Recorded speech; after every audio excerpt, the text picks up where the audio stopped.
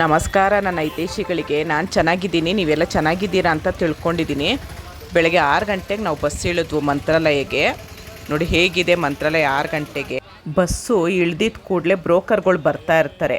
ನೋಡಿ ರೂಮ್ ಇದೆ, ಅಷ್ಟಿದೆ, ಇಷ್ಟಿದೆ ಅಂತ ನೀವು ಬಾರ್ಗಿಂಗ್ ಮಾಡಬೇಕು. ಇಲ್ಲ ಅಂತಂದರೆ ಅವರು ತುಂಬ ರೇಟ್ ಹೇಳ್ತಾರೆ.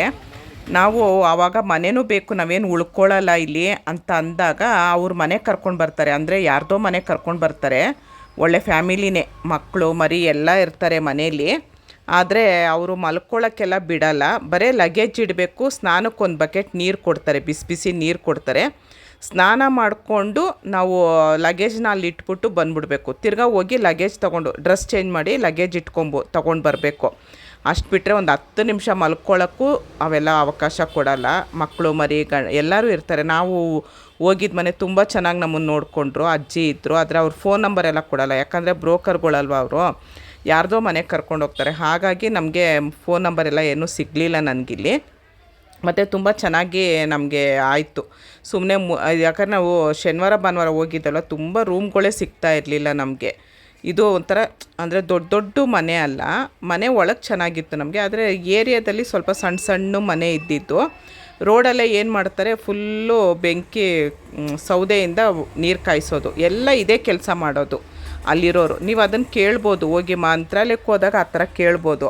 ಯಾಕಂದರೆ ನನಗದು ಫೋನ್ ನಂಬರ್ ಎಲ್ಲ ಸಿಕ್ಕಿಲ್ಲ. ನೋಡಿ ಹೇಗೆ ಹೊರ್ಗಡೆನೇ ನೋಡಿ ಬೆಂಕಿ ಹಾಕ್ಕೊಂಡು ಹೇಗೆ ಕಾಯಿಸ್ತಾ ಇರ್ತಾರೆ. ನೀರನ್ನ ಕಾಯಿಸ್ಕೊಂಡು ಅವ್ರು ತೊಗೊಂಡ್ಬಂದು ಕೊಡ್ತಾರೆ. ಬಿಸಿನೀರು, ಒಂದು ಬಕೆಟ್ ನೀರು ಕೊಡ್ತಾರೆ. ಲಗೇಜ್ ಇಟ್ಕೊಳ್ಳೋಕೆ ವ್ಯವಸ್ಥೆ ಆಗುತ್ತೆ. ಹಂಗೋಗಿ ಹಿಂಗೆ ಬರೋದಕ್ಕೆ ಸುಮ್ಮನೆ ರೂಮ್ ಮಾಡೋದೆಲ್ಲ ವೇಸ್ಟು. 3,000 ರೂಪಾಯಿ ರೂಮ್ ಇತ್ತು. 3,000 ರೂಪಾಯಿ ನಮಗೆ ಕಟ್ಟೋಕ್ಕಾಗ್ತಾ ಇರಲಿಲ್ಲ. ಹಾಗಾಗಿ ನಾವೀಗ ಮಾಡ್ಕೊಂಡ್ವು. ನೋಡಿ ಮನೆಗಳೆಲ್ಲ ಈ ಥರ ಇರುತ್ತೆ, ಸಣ್ಣ ಸಣ್ಣದಾಗಿರುತ್ತೆ ಮನೆ. ಅಲ್ಲಿ ಅಡ್ರೆಸ್ ಹೇಳೋಕ್ಕಾಗಲ್ಲ. ದೇವಸ್ಥಾನದ ಹತ್ರ ನದಿ, ತುಂಗಾ ನದಿ ಇದೆಯಲ್ವ, ಅದ್ರ ರೈಟ್ ಸೈಡೇ ಎಲ್ಲ ಇದೆ ಮನೆಗಳು. ಫುಲ್ಲು ಈ ಥರದ್ದೇ ಸಣ್ಣ ಸಣ್ಣ ಮನೆ ಇರೋದು. ನೀವು ಹೋದಾಗ ಒಂದು ಸರಿ ಚೆಕ್ ಮಾಡಿ. ಯಾಕಂದರೆ ನನಗೆ ಆ ಥರ ಎಲ್ಲ ಸಿಗಲಿಲ್ಲ ನಮಗೆ ಫೋನ್ ನಂಬರ್ ಆಗಲಿ. ನಾನು ಪ್ರತಿಯೊಂದು ವೀಡಿಯೋದಲ್ಲಿ ಎಲ್ರಿಗೂ ಅನುಕೂಲ ಆಗೋ ಥರ ತಿಳಿಸ್ಬೇಕು ಅಂತಲೇ ನಾನೆಲ್ಲ ಅಂದ್ಕೊಳ್ತೀನಿ. ಆದರೆ ನಮ್ಗೆ ಅದು ಸಿಗಲಿಲ್ಲ. ನಮಗೆ ಮನೆ ಸಣ್ಣ ಸಣ್ಣದಾಗಿರುತ್ತೆ, ಆದರೆ ತುಂಬ ಒಳ್ಳೆ ಜನ ಇದ್ದರು. ಅಲ್ಲೆಲ್ಲ ಇದೇ ಥರನೇ ಬಿಸ್ನೆಸ್ ಮಾಡೋದಂತೆ. ನಮ್ಗೆ ಗೊತ್ತಿರಲಿಲ್ಲ. ನಮಗೆ ಫಸ್ಟ್ ಟೈಮೇ ಗೊತ್ತಾಗಿದ್ದು. ನಾವು ಲಾಸ್ಟ್ ಟೈಮ್ ಹೋದಾಗೆಲ್ಲ ಲಾಡ್ಜ್ ಮಾಡಿದ್ವು ಫ್ಯಾಮಿಲಿ ಎಲ್ಲ ಹೋದಾಗ. ಆದರೆ ನೋಡಿ ಈ ಥರ ಇರುತ್ತೆ. ಅಲ್ಲಿ ವೆಂಕಟರಮಣ ಸ್ವಾಮಿ ದೇವಸ್ಥಾನದ ಹತ್ರನೇ ಇದೆ ನೋಡಿ. ನಾವು ಹಿಂಗೆ ಬಂದಾಗ ವೆಂಕಟರಮಣ ಸ್ವಾಮಿ ದೇವಸ್ಥಾನದ ಹತ್ರ ಇರೋ ಮನೆಗಳಲ್ಲೆಲ್ಲ ಕೊಡ್ತಾರೆ. ನಿಮಗೆ ಯಾರಾದರೂ ಹೋಗಿರೋರಾದರೆ ಗೊತ್ತಾಗುತ್ತೆ. ಮುಂದೆ ಹೇಗಿದೆ ಮನೆ ಅಂತ ನೋಡಿ. ಹಾಂ ಈ ಲೆಫ್ಟು, ಈ ಲೆಫ್ಟು ಒಂದು ಪಕ್ಕ ಒಂದು ಮನೇಲಿ ಬಿಸಿನೀರು ಕೊಡ್ತಾರೆ 100 ರೂಪಾಯಿ. ಆಮೇಲೆ ಲಗೇಜ್ ಇಡೋಕ್ಕೆ 100 ರೂಪಾಯಿ. ನಂಗೆ ನೆನಪಿದೆ ಕಡೆ ಕ್ಲೀನಾಗಿ. ನೋಡಿ ಈ ಥರ ಇರುತ್ತೆ. ಸುಮ್ಮನೆ ನಾವೇನು ಮಲ್ಕೊಳ್ಳಲ್ಲ, ಏನಿಲ್ಲ ಅಲ್ವಾ. ಇಲ್ಲೆಲ್ಲ ಅದೇ ಕೆಲಸ.